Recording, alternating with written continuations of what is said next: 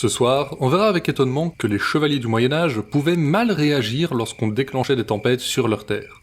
Mais on parlera aussi de joutes épiques, d'anneaux et de fontaines magiques, de combats à l'épée, bref, de la légende des chevaliers de la table ronde.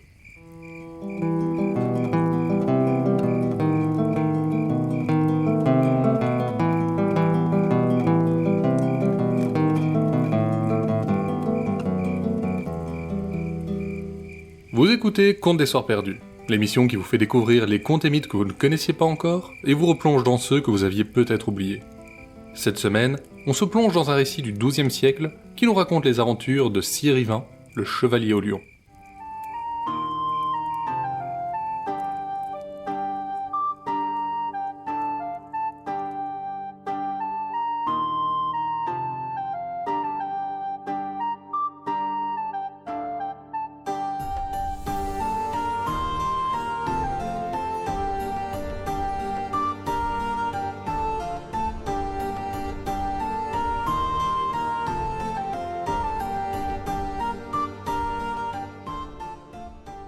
La musique luttait difficilement avec le vacarme des rires et des vers qui s'entrechoquent. Comme toujours, le roi Arthur donna à sa cour le plus somptueux des banquets auxquels un chevalier puisse se vanter d'avoir assisté. Mais il fallait sans doute être chevalier, justement, pour supporter cette clameur jusqu'au bout de la nuit. Et la reine Guenièvre finit par quitter le grand hall pour se reposer un instant dans l'une des chambres adjacentes. À son grand drame, elle fut accueillie par un rire bien plus tonitruant à lui seul que tous ceux du grand hall réunis. Mon ami, vous vous nommez vous-même chanceux, mais je vous nomme pleutre et faible. Sous l'insulte du sénéchal, un chevalier rougissait de colère. Votre Altesse, vous arrivez à point nommé, tout juste pour entendre la lamentable histoire de la rouste qu'a reçue notre ami Calogrenant. Que, répondit la reine, il est bien peu courtois de votre part de moquer un compagnon. Et rire bien haut de leur malheur n'augmente pas votre prestige, bien au contraire. Mais dites-moi, mon ami, quelle est la déconvenue dont il est question ? Calogrenant, avec réticence, reprit alors son récit. Comme je le disais, j'étais perdu depuis plusieurs jours dans la sombre forêt de Brocéliande, lorsque j'atteignis une somptueuse fontaine qui trônait au milieu d'une clairière. Pour apaiser ma soif, j'y puisais allègrement, et je laissais tomber, sans doute, quelques gouttes sur le rebord de marbre. Aussitôt, la tempête la plus violente que j'ai jamais contemplée se déchaîna. Des branches aussi épaisses que mon tronc volaient au vent comme des fétus de paille, et le vacarme du tonnerre me laissa sourd pendant un moment. La pluie m'aurait noyé si tout ce déluge ne s'était pas arrêté subitement. J'eus à peine le temps de reprendre mes esprits qu'un chevalier arriva à toute allure et hurla que j'avais bien du culot de venir déchaîner une tempête sur ces terres sans la moindre provocation. Et sur ces mots, il s'élança vers moi et me désarçonna si violemment que j'en restai sonné. Il emporta mon cheval et s'en repartit. Et moi, je revins ici à pied. Et oui, chanceux de m'en être sorti sans qu'il ne m'ôte la vie.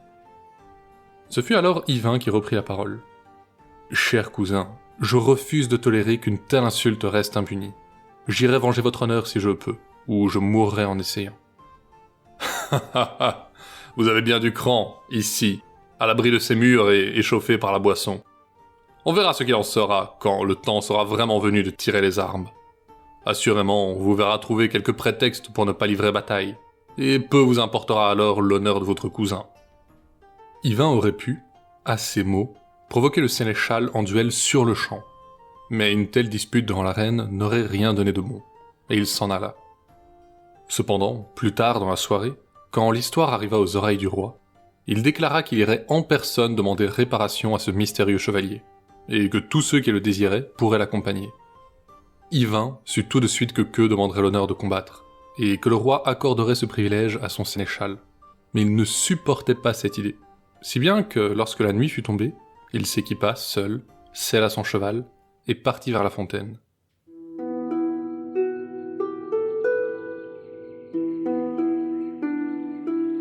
Si Calogrenant y était arrivé en s'étant perdu, le retour à pied lui avait donné l'occasion de bien repérer la direction de l'endroit. Et sur ces indications, Yvain put l'atteindre en seulement 2 jours. Quand il arriva à la clairière, il la reconnut immédiatement, tant elle était semblable à ce que son cousin avait décrit. Et aussi, peut-être, parce que les fontaines n'étaient pas si courantes au milieu des bois. Il descendit en hâte de sa monture, et il fut heureux de l'avoir fait, car lorsqu'il renversa un plein bol d'eau sur le rebord de marbre, la violence des bourrasques qui se déchaînèrent l'aurait autrement jeté au sol. La tempête fut encore plus violente que ce qu'avait raconté Calogrenant, et Yvain ne dut sans doute qu'au seul poids de son armure de ne pas être emporté par le vent. Quand les éléments se calmèrent, il vit arriver un chevalier à toute allure. Il eut à peine le temps de remonter en selle et d'agripper son écu avant qu'une lourde lance ne vienne s'y fracasser. Yvain se maintint péniblement en selle avant de s'élancer lui-même vers l'inconnu. Mais comme l'autre avant, sa lance vola en éclats sans désarçonner son adversaire. Dégainant leurs épées, ils luttèrent avec acharnement. Mais malgré tous ses efforts, le mystérieux chevalier voyait lentement Yvain prendre le dessus. Et soudain, il fit virer son cheval et s'enfuit, du sang coulant abondamment de toutes les blessures qu'il avait reçues, malgré son armure. L'autre ne le laissa pas s'en tirer aussi facilement et lui donna la chasse. Il se rapprochait lentement, mais le premier avait pris le avance en partant, et bientôt, Yvain vit apparaître au loin les hautes murailles d'une grande forteresse. Si le chevalier s'y mettait à l'abri, personne ne croirait qu'il l'avait vaincu, et qu'eux se moqueraient de lui à nouveau. Il l'enrageait à cette seule pensée, et piqua encore son cheval de ses éperons. La forteresse était face à eux maintenant. Le chevalier passa la première grande porte, qui se referma juste derrière Yvain. Il tendit le bras, il pouvait presque attraper son adversaire.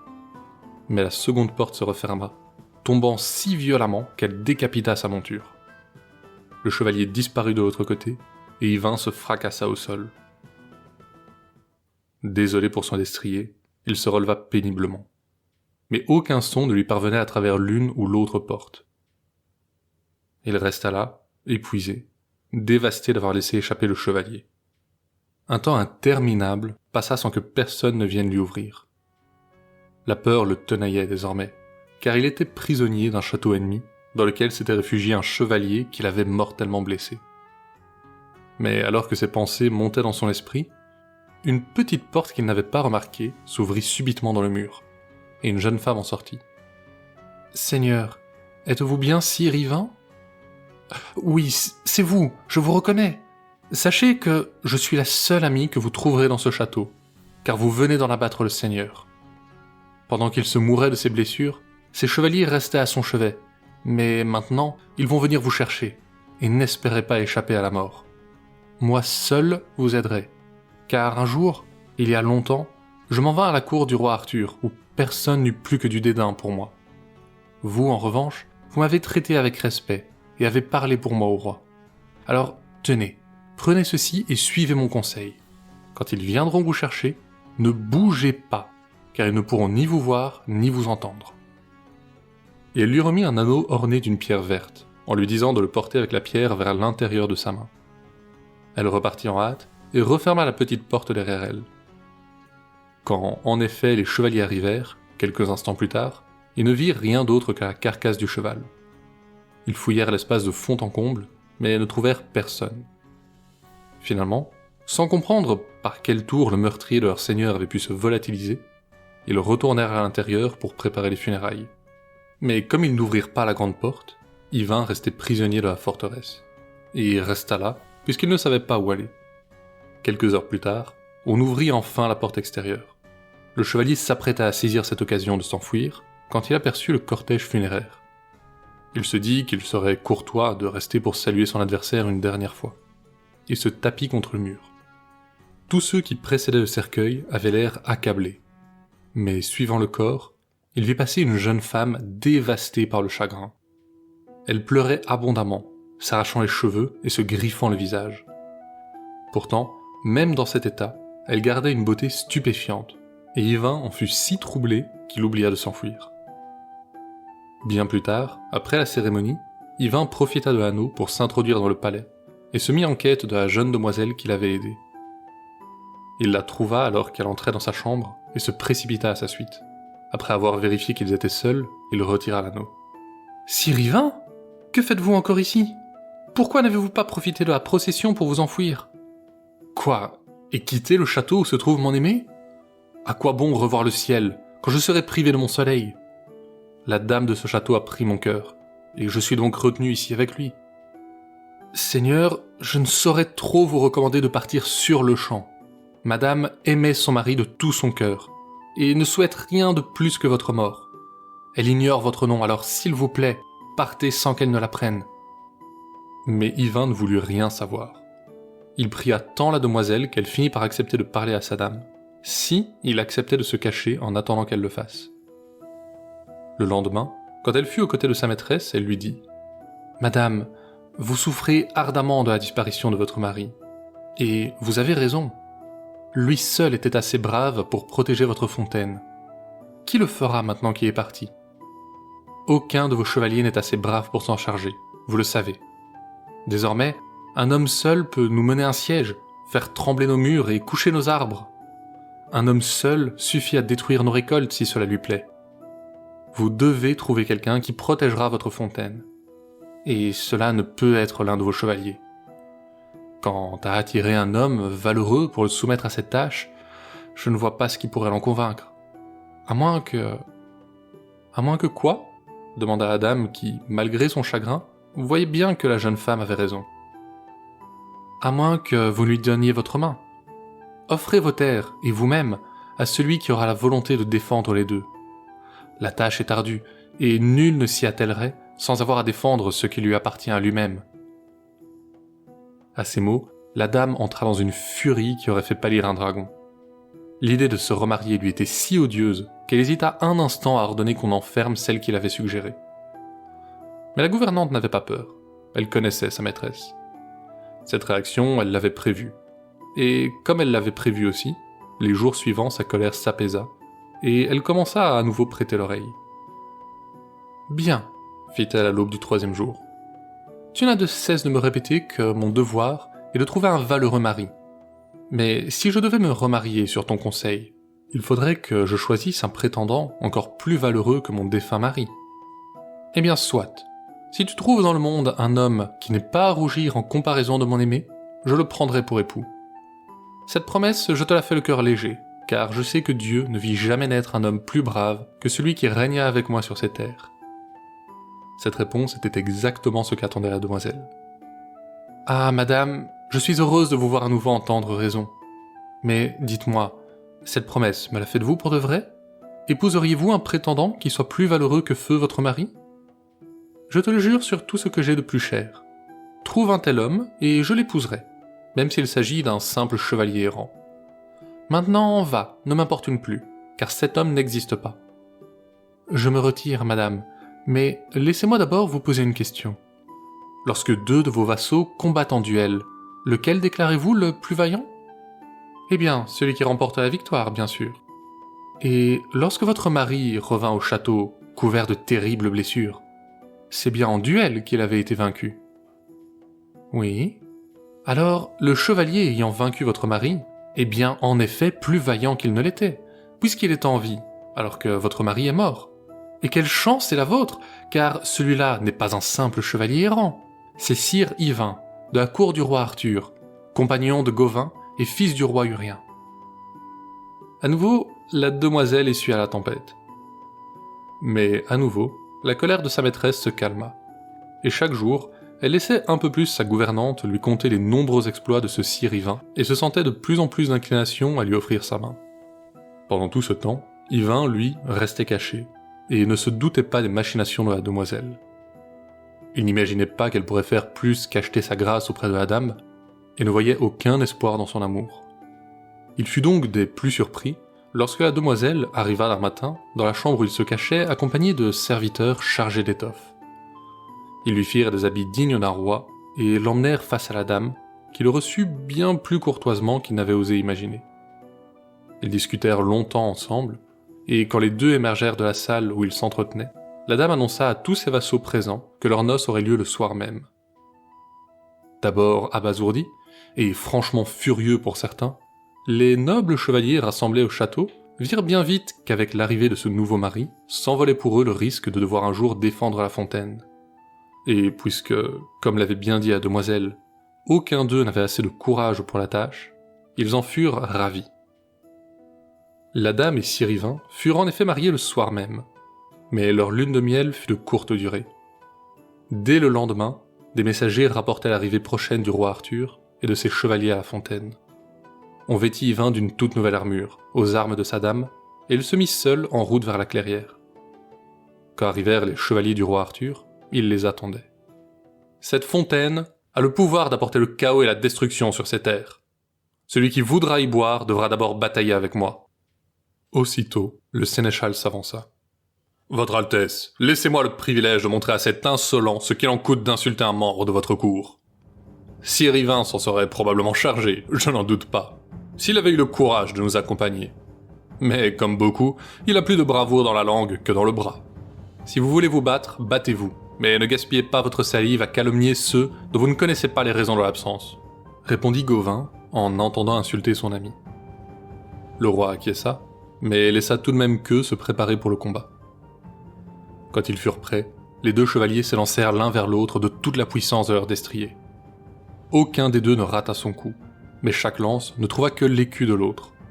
Elles se brisèrent si violemment que l'impact les envoya tous les deux à bas de leur monture. Le combat reprit à l'épée, et le tintement de l'acier remplit la clairière. Les coups pleuvaient, cabossant les plastrons, réduisant les écus en miettes. Soudain, le sénéchal feinta et lança une violente estoque vers son adversaire. Il s'en fallut d'un cheveu, mais Sir Yvain part à la pointe, laissant qu'eux complètement pris au dépourvu. Il abattit alors la garde de son épée sur la tête de son adversaire avec tant de force que s'il n'avait pas porté un aume, la cervelle aurait jailli. Mais même comme ça, le casque fut crevé par l'impact et le sénéchal s'effondra, évanoui. Si la troupe ne pouvait se réjouir de la défaite de leur champion, il leur était difficile de se désoler de la déconvenue de Queue, qui les avait tous, à part le roi, insultés un jour ou l'autre. Et cette satisfaction se changea en joie assumée lorsque le défenseur de la fontaine ôta son aume. Sir Gauvin fut le premier à se précipiter vers son ami pour le féliciter et entendre son histoire. Quand il eut fini de raconter ses aventures, Yvain invita le roi et tous ses chevaliers dans sa nouvelle demeure, et pendant une semaine entière, ce ne furent que banquets et réjouissances.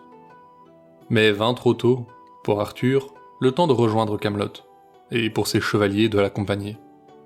Yvain, bien sûr, entendait rester avec sa dame, pour protéger ses terres et la fontaine. Mais Sir Gauvin le harcela tant et si bien que, finalement, il accepta de l'accompagner.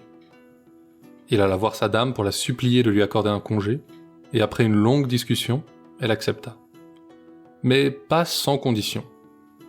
Elle lui fit promettre d'être de retour avant la prochaine fête de Pâques, dans un peu plus d'1 an. Il lui fit don d'un anneau en gage de son amour et de leur promesse de se retrouver. Yvain se mit donc en route avec ses compagnons, et une fois le roi escorté jusqu'à Camelot, lui et Gauvin parcoururent le pays de tournoi en tournoi. Jamais ils ne s'inscrivaient ensemble dans la même joute, car il leur aurait été trop douloureux de s'affronter. Mais jamais un autre qu'eux ne remportait la victoire. Leurs exploits étaient si réputés qu'à chaque fois qu'un seigneur organisait un tel événement, il leur envoyait un messager personnel pour les y convier, et pas un messager ne les avait entendus refuser. Ainsi passa le temps, les semaines, puis les mois. La fête de Pâques était déjà passée depuis longtemps, lorsqu'Yvain repensa à sa dame et à l'échéance qu'il avait négligée. Il s'apprêta en toute hâte à rentrer chez lui et à implorer le pardon de sa femme. Mais c'était trop tard. Alors qu'il sellait son cheval, une jeune demoiselle se présenta à sa tante. C'était une messagère de sa dame. Il tenta de s'excuser, d'expliquer, mais la jeune femme ne voulait rien entendre. « En insultant madame, vous m'insultez moi et toute sa maison. Je n'ai que faire de discuter avec des donneurs d'insultes. Je suis venu vous annoncer que vous n'êtes plus le bienvenu sur les terres de Landuc. Ma maîtresse exige le retour de son anneau. » La mort dans l'âme, Yvain ôta la bague et la remit à la messagère, qui partit aussitôt. Une sorte de lourdeur s'installa dans sa tête. Il se sentait assommé, comme s'il n'arrivait pas à prendre toute la mesure de ce qui lui arrivait. Titubant, il s'éloigna sans trop savoir où il allait, et finit par se retrouver au beau milieu de la forêt. Là, il abandonna ses armes et s'enfonça encore plus loin. Il avait oublié jusqu'à son nom, et commença à vivre comme une véritable bête sauvage, traquant les bêtes des bois, les tuant à main nue et dévorant leur chair sanglante à même le cadavre. En brisant sa promesse, il avait renié son honneur. Il était juste qu'il perde ce qui faisait l'apparence d'un homme, quand il avait perdu ce qui en faisait l'essence.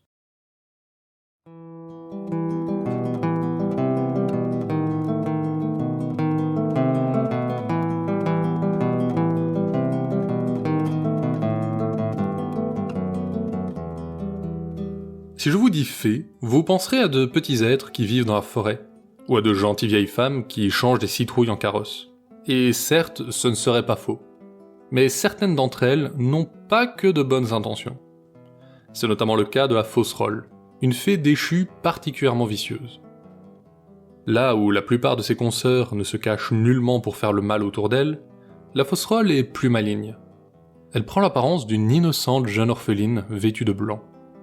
Quand elle arrive dans un village, elle trouve une gentille maison pour l'accueillir et ne rechigne pas à la tâche. Elle astique avec passion et cuisine avec talent.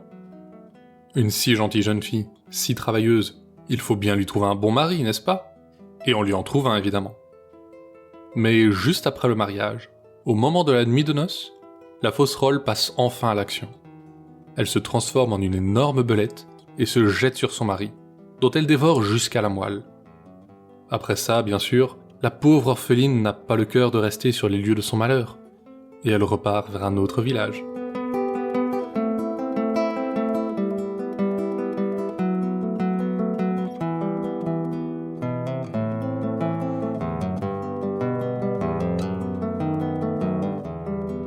Ce n'est évidemment pas la fin des aventures d'Yvain, et on y reviendra la prochaine fois. Et si les grandes promesses d'amour ne vous passionnent pas, ne vous inquiétez pas, il y en a pour tout le monde et la suite regorge de géants, de nains et de démons. Mais c'est tout pour ce soir. Conte des Soirs Perdus est une création de Lloyd Blake avec l'aide de Billiana Blake. Vous pouvez nous suivre sur Facebook et Instagram pour plus d'histoires sur les créatures du folklore. L'émission sort un jeudi sur 2 sur vos plateformes de podcast, y compris Deezer, Spotify et Apple Podcast. N'hésitez pas à venir nous laisser votre avis ou quelques étoiles, c'est ça qui nous motive et nous aide à améliorer le podcast. La semaine prochaine, on verra comment Sir Yvain, tombé plus bas qu'un vagabond, deviendra le chevalier au lion, dont les exploits seront chantés dans tout le royaume de l'ogre.